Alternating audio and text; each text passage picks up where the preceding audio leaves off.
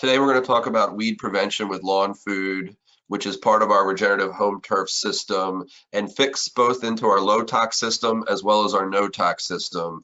And the focus of this product is to feed the soil biology as well as control weeds. And there's a number of great things about weed prevention and Lawn Food, but one of them is that it's an EPA 25B exempt pesticide.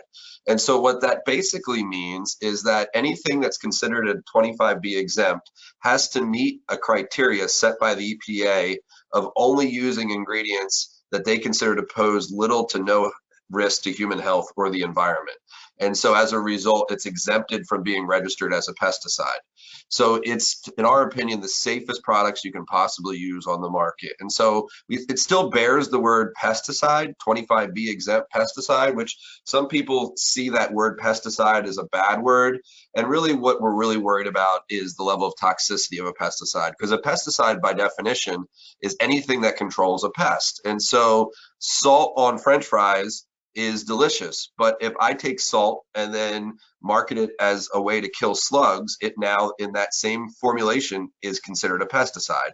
So we want to be careful that we don't demonize the word pesticide, but what we're really looking for is the lowest toxicity possible of the pesticide we're using. And so the fact that weed prevention and Lawn Food is 25B exempt is really the safest thing that we can offer you a customer. And so it's made from a patented corn gluten formulation. Corn gluten's been around for a long time, but past formulations take a lot of product to work. It's very difficult to handle. And so our weed prevention and Lawn Food is more of a concentrated form of corn gluten. And it's different than other pre-emergent type of weed controls you've used in the past. In that it's not a barrier product. It's not going to go into the soil and stick around and prevent things from growing for an extended period of time. What it's going to do is it's going to get into the soil and take the hairs off of any seeds that have them, and then taking the hairs off of those seeds will prevent those seeds from being able to germinate and sprout roots. And so examples of certain types of weeds that have hairy outer shells, stiltgrass would be an example. Crabgrass is really our target. That has a hairy outer shell. But there's a lot of weeds that don't have hairy outer shells. An example would be a buckhorn plantain does not have a hairy outer shell. And so it's not going to, weed prevention and Lawn Food is not going to control something like a buckhorn plantain. So it's not going to get everything. It's going to get the weeds that have the hairy outer shells. And so because it's not a barrier product, because you can't put it in the soil and have it last for an extended period of time, the timing of when we apply it is really critical. And, you know, the education that we want to make sure we provide is that crabgrass germinates in kind of two waves.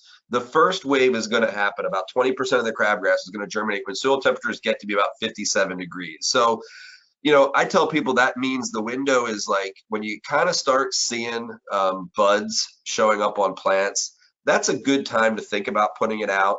When you start seeing legitimate leaves growing on trees, we're really getting past the point where we're going to hit that first wave. Now, that doesn't mean give up for the season. It just means that you may see some crabgrass break through because we missed that first wave.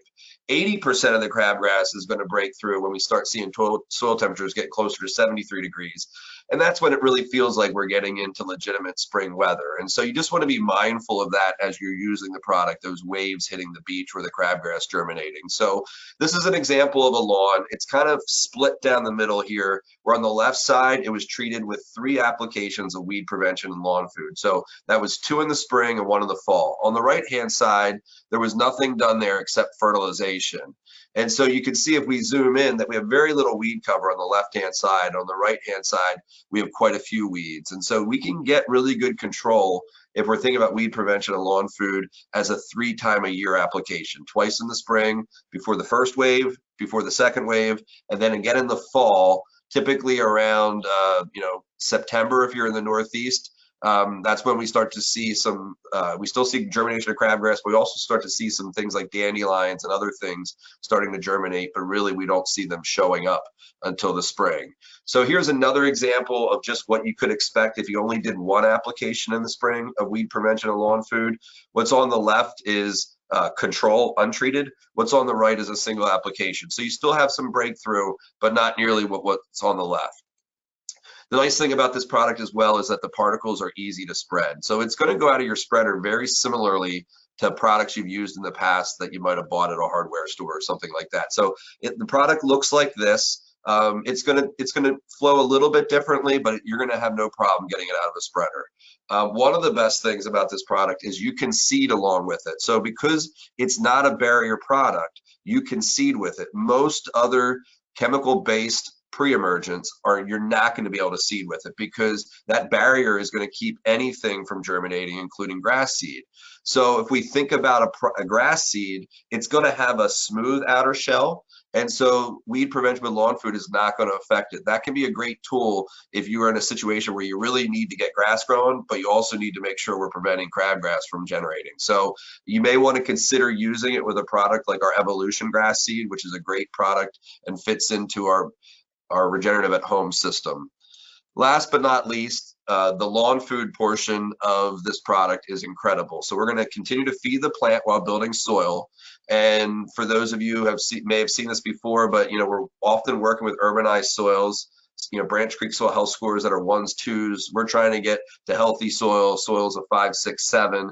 And this product, the lawn food portion of this, is going to do a great job with that because it's going to feed the microorganisms in the soil. It's going to help us build organic matter because it's got a high carbon level, and it's going to give the plant what it needs to keep growing, but at the same time is going to be taking care of the soil. So that's a lot of information, but it's a product that does more than we can really put on a bag. And we want to make sure there's education. Again, the timing being important, the fact that you could seed with it are all really, really critical factors, as well as helping people understand that the word pesticide is not something we necessarily have to shun. So thank you all for your time.